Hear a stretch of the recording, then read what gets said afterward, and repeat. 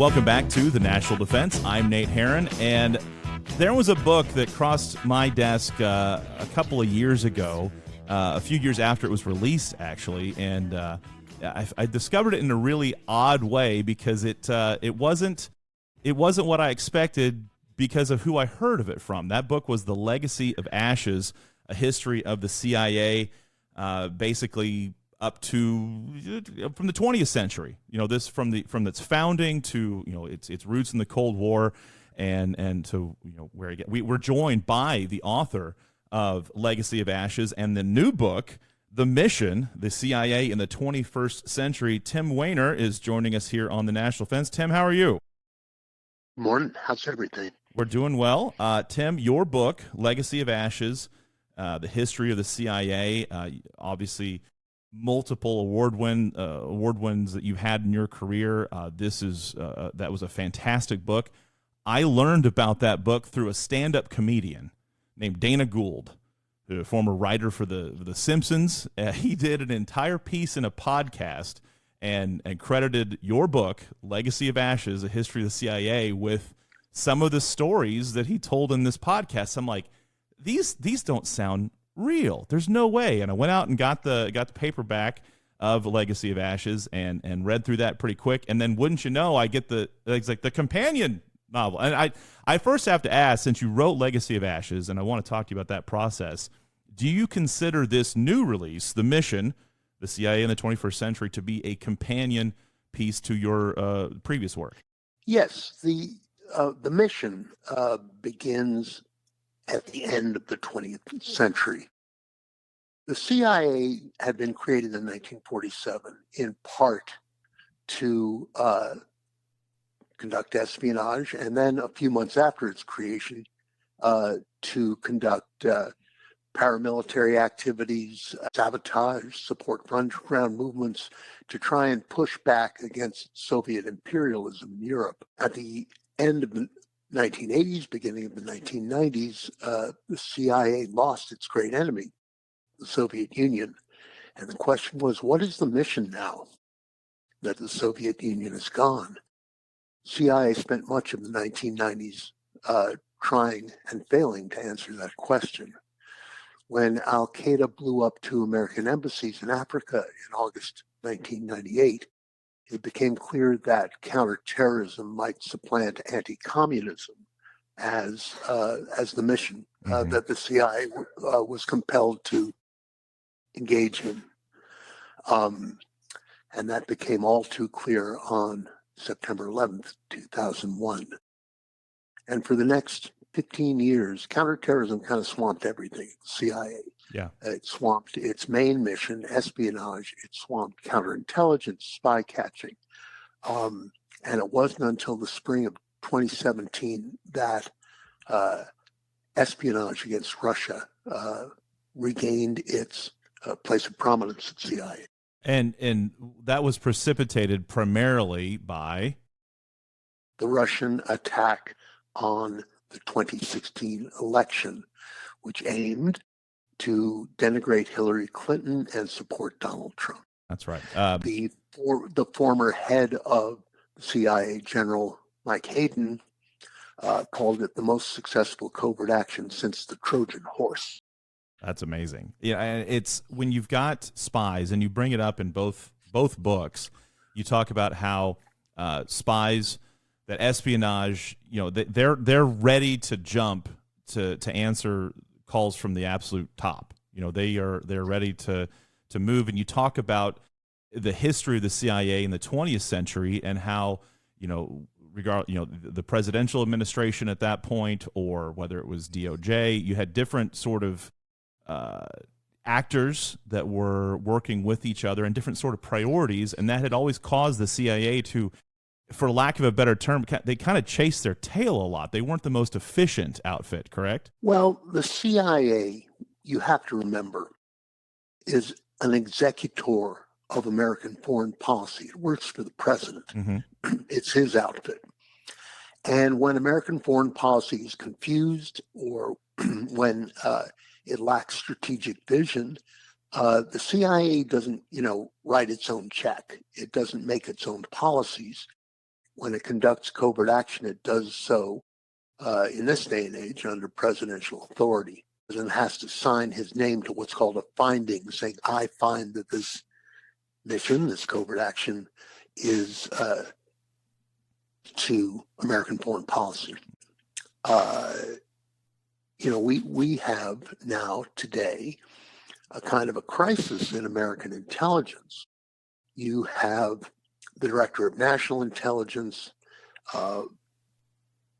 withdrawing security clearances, in effect firing people like the top Russia analyst at CIA, the chief data scientist at the National Security Agency, because the president wants everyone who had anything, even tangentially, to do with investigating the Russian attack on our election, keelhauled. Mm-hmm. And this is creating a real problem. You have the director of CIA ruining the career of the former chief of the clandestine service, in part because he won't toe the ideological line. This man worked for a decade to ensure the survival of Ukraine and to spy on Russia. The president believes that was a subversive act. And we're referencing Tom Sylvester. Is that correct?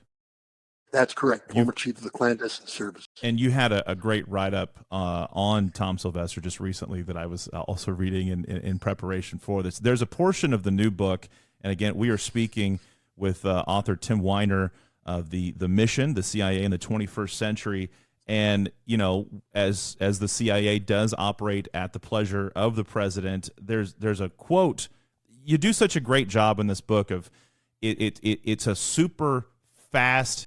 It's not an easy read because it's dense. There's a lot of stuff here, a lot of information to drill down into, but you've got it presented in a way that makes it moves very quickly. So kudos to you. The English major in me is very excited about how the book was written, but the way that you've got these quotes from different people, and there's a part in the book midway through when the Obama administration is looking at naming a new CIA head, and they're talking about Leon Panetta, and you talk about how the CIA didn't make its own rules, but I think when they referenced armchair torture and waterboarding, things that were going on during previous administrations, to me the accusation was, well, maybe they kind of were making their own rules. They need to get it back. And the question was asked, how do we transform from champions of human dignity and individual rights into a nation of armchair torturers? And the answer that he gave was this quote. I'm going to read the whole thing. One word: fear. Fear is blinding, hateful, and vengeful. It makes the end justify the means. Those who support torture may believe that we can abuse captives in certain select circumstances and still be true to our values, but that is a false compromise. We either believe in the dignity of the individual, the rule of law, the prohibition of cruel and unusual punishment, or we don't.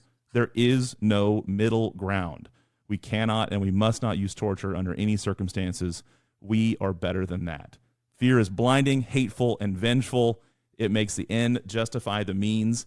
That quote, and particularly from the time in history that came from, that hit me like a ton of bricks, Tim. That was something else, and it's the discussion that's being had today, is it not? Well, the president had said he'd be happy to bring back waterboarding as a instrument of gathering intelligence, but if he does, he better bring his own bucket, because the CIA learned that torture was not an effective instrument for getting intelligence.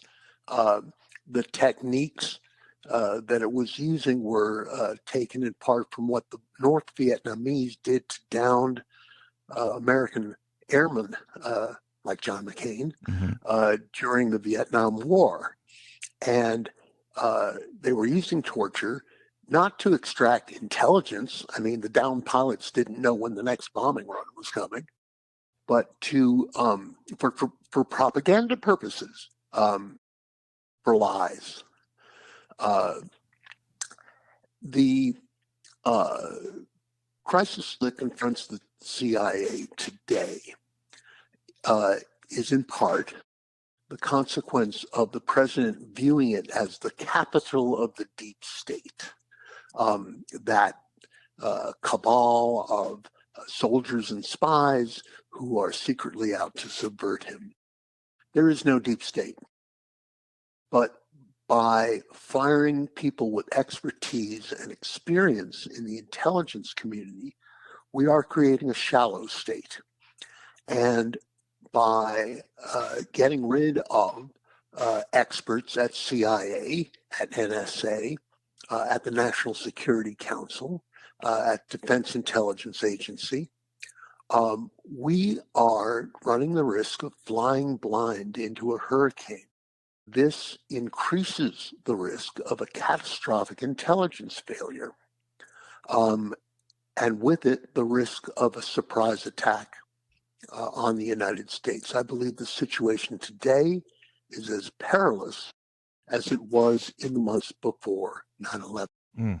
That's not great news to hear. Now, we referenced Tom Sylvester and the Middle East, the work that he had done, not only in helping Ukraine, but then taking down Saddam. Tell us a little bit about Tom Sylvester. And before I even have you answer that, one of the things I really want to point out is we get a lot of books at this show, and we get a lot of books that make certain assertions. But in this book, you don't have any unsourced quotes. You don't have any blind attributations to statements made. If there's a statement made, you've got the receipts, and that's a pretty important thing. Tell us about Tom Sylvester and just his history and the article that you wrote. We don't want to give away too much from the book, but a fascinating individual and a great American. Tom Sylvester, who until recently was the chief of the clandestine service at CIA, the DDO to those in the know, comes from a long line of admirals, diplomats going back to the 19th century. And 1991 graduate of, a 1985 graduate of the U.S. Naval Academy. For 6 years after that, a Navy SEAL, SEAL Team 2. In 1991, he joined CIA. And in the winter of 2002-2003, Tom Sylvester found himself on a freezing ridge in Iraqi Kurdistan in the north of Iraq, running what was called the Nile, the Northern Iraq Liaison Element, which was CIA special ops 10-man team. And his mission was to penetrate Saddam's security, intelligence, and military networks, which he did by recruiting a Sufi sheikh who had great sway over those elements of Saddam's regime. And he penetrated Saddam's security and intelligence and military services in the run-up to the war. And 6 is Chief of Station Damascus, a black station undeclared to the Assad regime. And he and the station chiefs and ambassadors and military officers from the region convened to see if there was a way to stop the flow of foreign fighters through through Syria into Iraq. They did their best, and they made some great headway. Flash forward a decade, Tom Sylvester becomes part of what the CIA called the Call to Arms. The then chief of spies was a man named Tomas Rakusan, and the Russians had just monkey-wrenched our presidential election. And Rakusan called in Tom Sylvester and his top people who had spent most of the past 15 years, 24/7, 365, doing counterterrorism. And the message was this: I want you to take the talents that you have developed in targeting terrorists. And by targeting, of course, I don't mean putting warheads on foreheads. I mean, who are they? Right. Who are they? Where do they live? What is their true name? Who do they love? Who do they hate? Who are they when they're at home? Get to know them with the intent of recruiting them. Take those talents and train them on the Russians. Recruit Russian spies, Russian diplomats, Russian oligarchs. This is the spring of 2017. 4 years later, lo and behold, the CIA had done something it had been really trying to do since 1947, which is thoroughly penetrate the Kremlin. Mm-hmm. And the result of that was that CIA stole Putin's war plans for Ukraine and then told the world about them. Mm-hmm.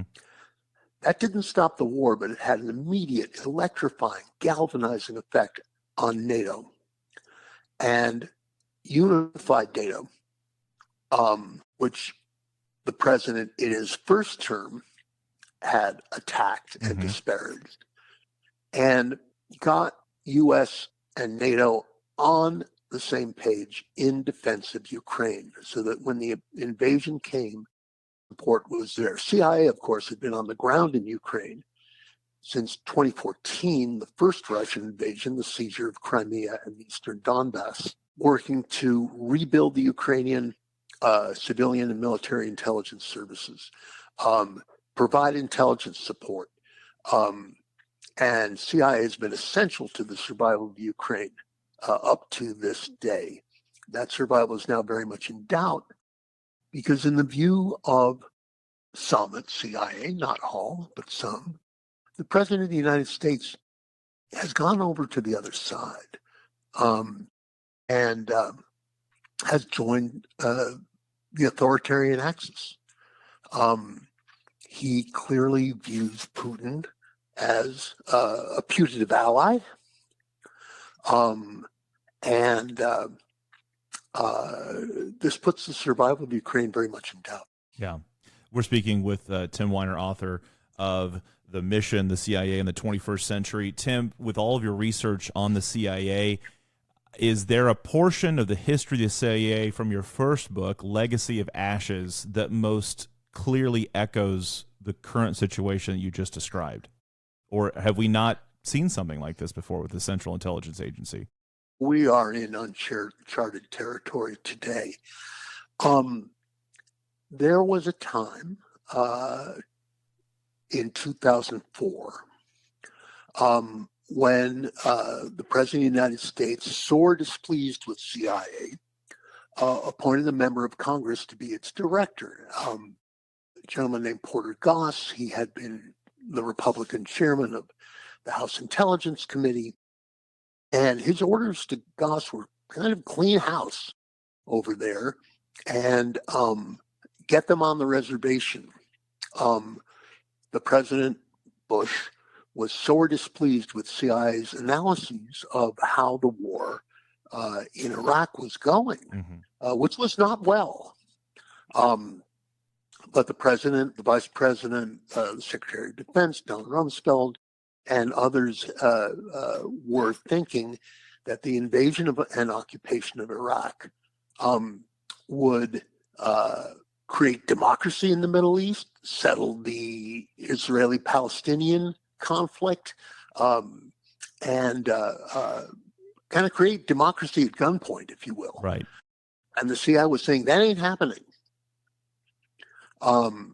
So the president appoints a political appointee to run CIA, and that was 19 months of chaos. You cannot have chaos in your intelligence services if you want to have a clear view of what is happening over the horizon. CIA has a very difficult job, or jobs. And one of them is to anticipate surprise by gathering and analyzing intelligence and looking over the horizon to see what may be happening. The CIA on the morning of the 11th of September 2001 was a half-broken organization. In the words of its director at the time, George Tenet. And it did not have great intelligence on Al-Qaeda.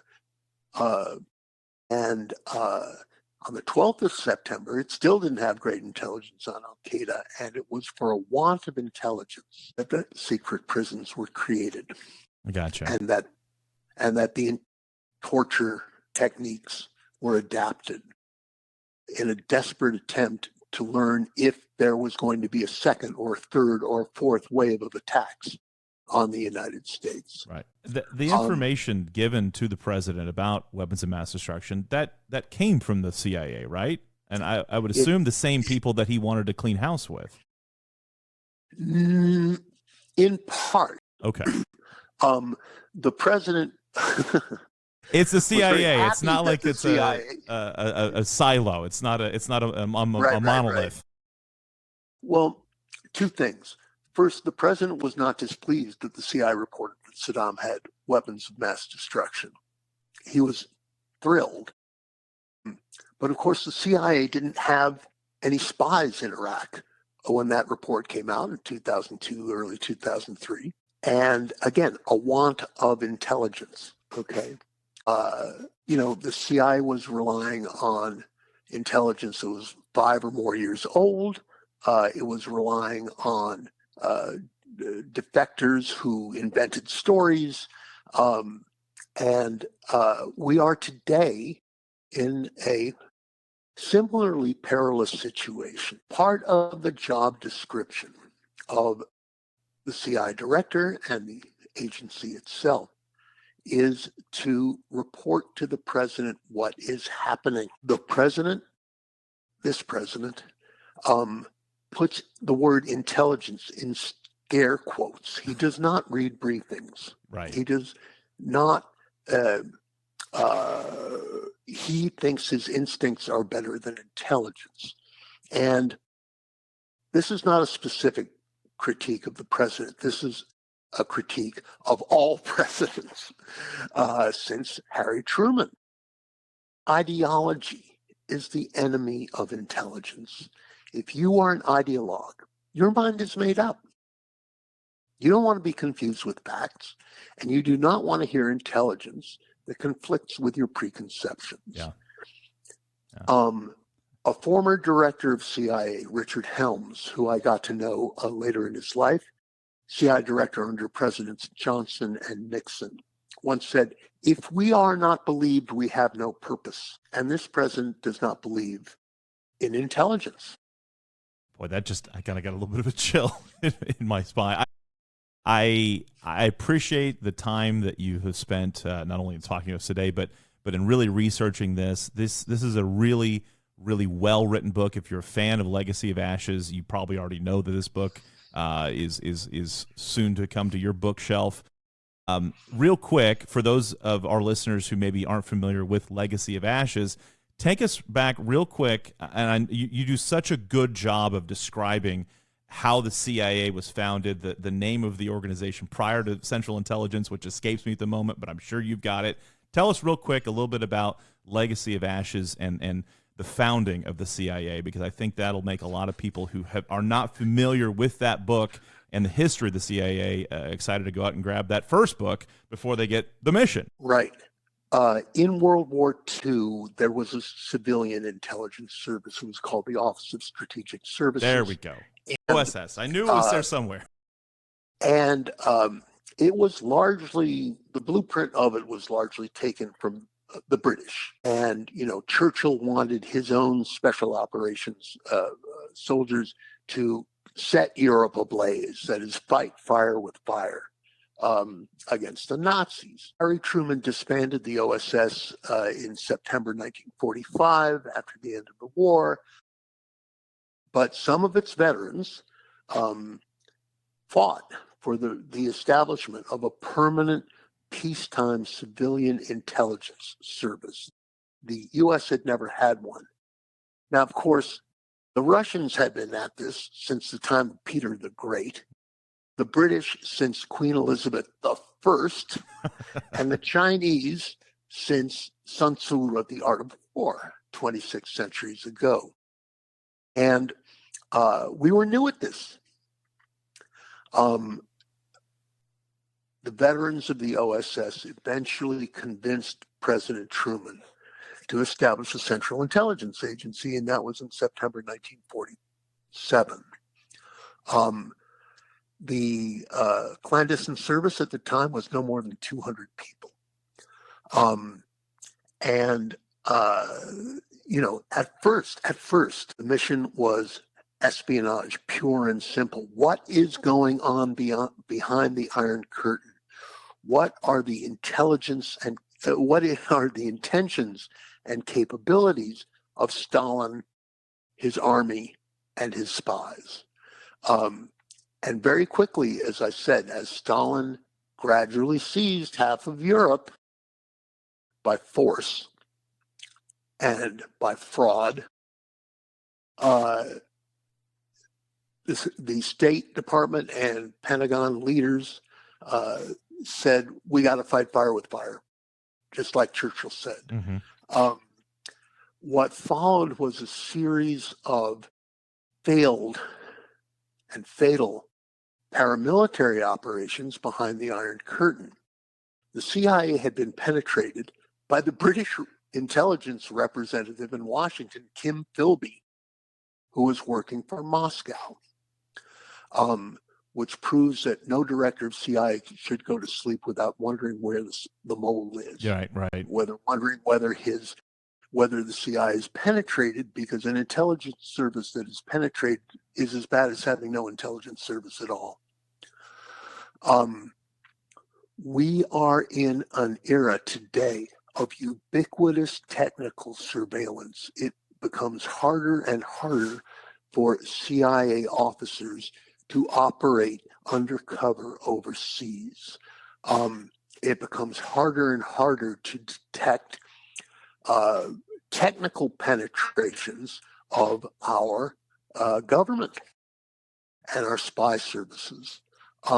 Counterintelligence is an absolutely vital necessity, and we're in danger of deep Chinese and Russian penetrations of our government that are making spying very, very difficult. The Chinese 10 years ago stole all the records out of the Office of Personnel Management, all federal employees' personal records, including the security clearance files of everybody who had worked at CIA. They took this data, they cross-referenced it with biometric data stolen from the world's international airports. They gave it to Alibaba, the Chinese tech giant, to crunch. And what this means is today, if you are a CIA officer newly arrived in Beijing or Kuala Lumpur or Ouagadougou or Bogota or Khartoum, they've already had your introduction made. At that likely point. as not, a Chinese intelligence officer is going to buttonhole you at the luggage carousel and say, "Hey, Jack, I know who you are." These are huge problems. These are generational problems that go to the very heart of American intelligence. And the president has dismantled much of the cybersecurity apparatus that was set up after the Russian attacks 10 years ago to guard against technical penetrations of this government. Well, it is a fascinating, what's funny about it is you answered the same way that I did when I had someone speak to me earlier about this morning, about talking about the history of it. You can't talk about the history of the CIA without talking about what's going on right now. And I think your books, both Legacy of Ashes and the new release, The Mission, the CIA in the 21st Century, it's an incredibly well-written book. I think if you have any interest in statecraft, in American politics, in American history, in the history of the CIA, you really owe it to yourself to go out and pick up a copy of this book, or get for someone that in your family, or a friend of yours that you know is into it. Tim, you did a really great job on this book, and I'm hoping that you don't have so much stuff happen in the next 5 years that you've got to write the third part to it. Well, I started up a new newsletter called Code Word. Uh-huh. It's on social media on Beehive, but if you If you want to get weekly dispatches on what is happening in the realm of American intelligence and national security, check it out. Well, you also, and I forgot to ask this earlier, you've also the author of Enemies, A History of the FBI. You've researched many different governmental organizations. Which research process was the most enjoyable for you of those different outfits? Oh, this book was the best. That was my guess. Because Legacy of Ashes, because it went back to 1947, is largely based on declassified documents as well as interviews. There ain't any declassified documents on the 21st century for a lot of reasons, mostly having to do with government secrecy. And so this book is interview driven.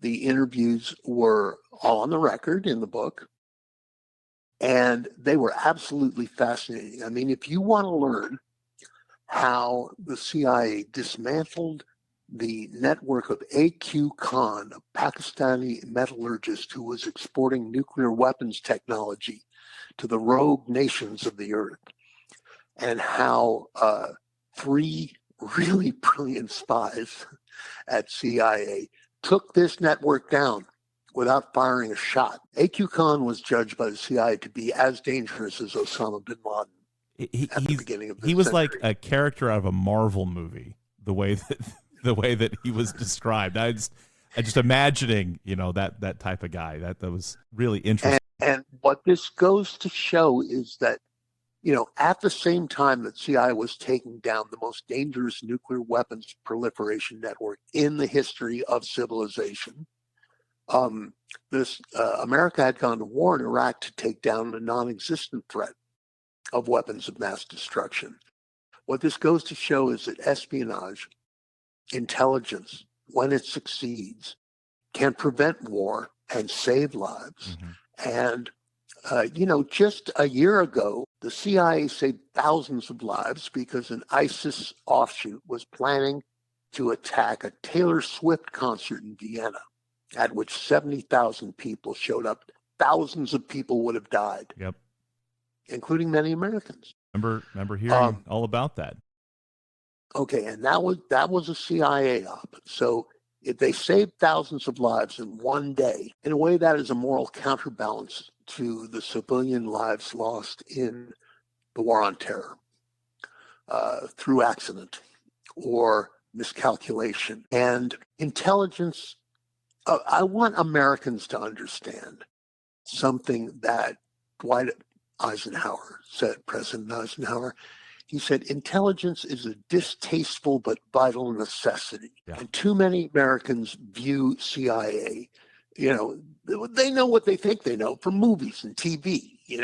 The CIA officer flies into a foreign capital, has a martini, makes love to a beautiful woman, overthrows the government, and leaves on the midnight boat. Yeah. Okay. That ain't the way it works. It is a difficult, dangerous, sometimes dirty business, and people are going to get burned. Do you think but you need it? You have to have it. Right. And you make an excellent point in the number of lives that have been saved, the operations that have been successful that have been run without firing a single munition at all. I mean, that's not to be discounted. It's fascinating work. It makes you wonder if the CIA needs to consider hiring a PR firm, which sounds, you go back to the history, they'd be like, what? The CIA has an Office of Public Affairs. It has always had an Office of Public Affairs. So it has its own in-house people. Well, they may need to make a little flash and dash for folks who don't have the time who think they know what they know about the CIA, limited completely to Jason Bourne movies or whatever else they've got. But listen, Tim, we could talk to you absolutely all day. Congratulations on another great book in your history of great works that you've released. And go out and pick up a copy of The Mission, the CIA in the 21st Century. Tim, thank you so much for joining us today. We appreciate your time. Thank you, and God save the United States. You've been listening to The National Defense.